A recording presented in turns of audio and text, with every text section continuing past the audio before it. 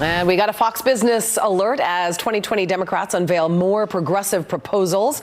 Florida Senator Marco Rubio warning about socialism in a new op-ed. He writes, quote, "The politicians currently exploiting the socialism label are unwilling to acknowledge the tremendous costs of their proposals, even as they one-up each other on who can provide the most free stuff while they proudly announce new wealth taxes for upper tax brackets. They shy away from noting the financial realties, such as enormous tax hikes on middle-class Americans, that plans like single-payer health care would inflict on the rest of the country." Maria Bartiromo is here. She's host of Sunday Morning Futures on Fox News and Mornings with Maria on Fox Business. And you guys also have a new look. We're going to be talking about that in just a moment. Let's talk about Marco Rubio. He says socialism is entirely incompatible with America and its unique entrepreneurial spirit. Well, what is your take? I agree with that. I mean, I think, you know, when you look at a country like Venezuela, there was a time when Venezuela was the richest country in Latin America. And as time went on and they started adopting socialist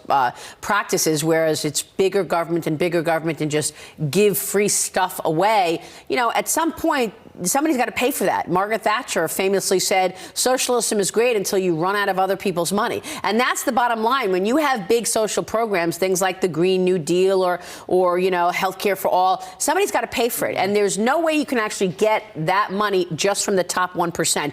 Ultimately, you will have to raise taxes on everybody else. And that's basically what is going to happen. If you do this creep and raise taxes on everybody, there are unintended consequences. People start trying to hide their money. They stop giving away. I mean, there are all these unintended consequences that happen as a result of making some people pay extraordinarily higher than others. You know, the politicians exploiting the whole socialism thing, they're not necessarily forthright about how much money it's going to cost. I mean, everything being free, but let's just talk about it. I mean, Medicare for all, raising not only taxes on the wealthy, but on the middle class, which single payer I mean, medical care, first of all, will hurt the middle class more than it will the wealthy with these tax hikes. Yeah, and I also think, Julie, it's important to ask yourself, so what is rich? You know, a lot of people say, well, you know, we're talking about the top 10%. The top 10%, go down the income scale and see what that is. You're talking about capturing couples that make $250,000. I mean, I have friends, one person is a cop, the other person is a teacher.